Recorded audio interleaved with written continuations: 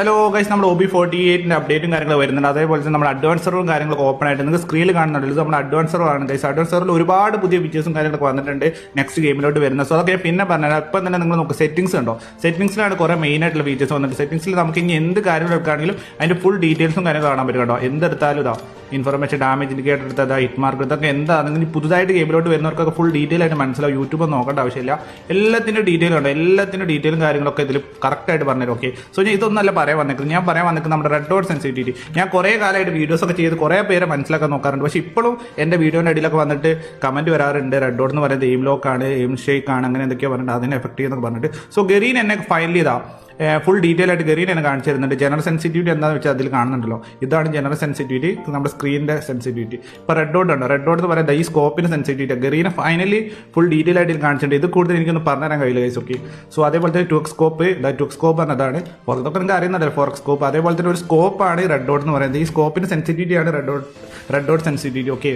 So ഇത് കൂടുതൽ എനിക്കൊന്നും പറഞ്ഞുതരാറില്ല. ഇനി നിങ്ങൾ മനസ്സിലാക്കുക, ഇതാണ് റെഡ് ഡോട്ട്. ഓക്കെ, അപ്പോൾ ഇത്രയ്ക്കുള്ള guys. Okay, so thank U.